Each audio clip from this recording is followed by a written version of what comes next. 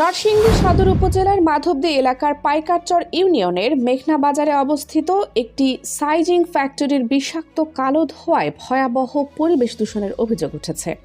দীর্ঘদিন ধরে এই ধোঁয়ার কারণে কৃষক সহ আশেপাশের সাধারণ মানুষের জীবন ও জীবিকা চরমভাবে ক্ষতিগ্রস্ত হচ্ছে বলে দাবি স্থানীয়দের।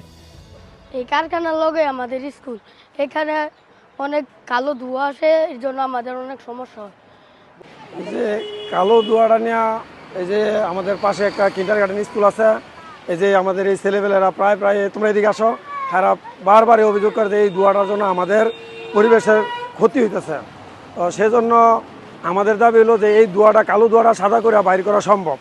তাহলে কোম্পানির হয়তো কোনো কিছু এখানে কিছু ড্যামেজ যেতে পারে, কোনো কিছু খরচের প্রয়োজন হতে পারে, উনি এটা কইরা সাদা কইরা উনি কারখানা চালাক। উনি কারখানা চালালে আমাদের কোনো আপত্তি নেই, কারণ এইখানে আমাদের শিল্প এলাকা, এই সাইজিং মিলের অবশ্যই আমাদের দরকার। কিন্তু এটা সাদা করে বাইরে আমাদের পরিবেশের জন্য, আমাদের ছেলেবেলে যারা আমাদের নতুন প্রজন্ম আছে তাদের জন্য ভালো হয়। এখানে একটা স্কুল আছে, বিশাল ক্ষতি হইতেছে।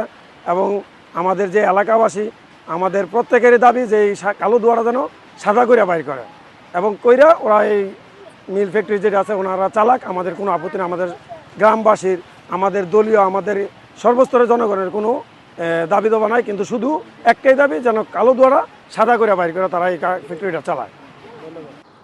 মানে কালা ধোঁয়া মানে অনেক ক্ষতি।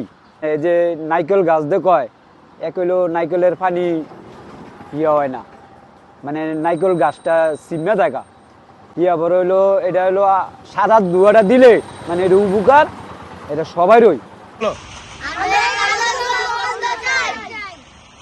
স্থানীয় সূত্রে জানা যায়, মেঘনা বাজারে মিজানের বাড়িতে অবস্থিত ওই সাইজিং ফ্যাক্টরিতে মিজানের কাছ থেকে ভাড়া নিয়ে বাঞ্ছারূপ এলাকার নাসির উদ্দিন পরিচালনা করছেন। মেসার্স SM সাইজিং মিল নামে পরিচালিত কারখানাটিতে প্রয়োজনীয় পরিবেশ সুরক্ষা ব্যবস্থা ও প্রোটেক্টর ব্যবস্থা না করে উৎপাদন কার্যক্রম চালানো হচ্ছে। ফলে প্রতিনিয়ত কারখানা থেকে বের হচ্ছে ঘন কালো ধোঁয়া, যা পুরো এলাকা ঢেকে ফেলছে। এই বিষাক্ত কালো ধোঁয়ার প্রভাবে আশেপাশের ফসল নষ্ট হচ্ছে, বাতাস মারাত্মকভাবে দূষিত হয়ে পড়ছে এবং শিশু, বৃদ্ধ ও অসুস্থ মানুষ সহ এলাকাবাসীর স্বাস্থ্যের উপর ভয়াবহ ঝুঁকি তৈরি হচ্ছে। স্থানীয়দের অভিযোগ, ধোঁয়ার কারণে শ্বাসকষ্ট, মাথা ব্যথা ও বিভিন্ন রোগে আক্রান্তের সংখ্যা দিন দিন বাড়ছে।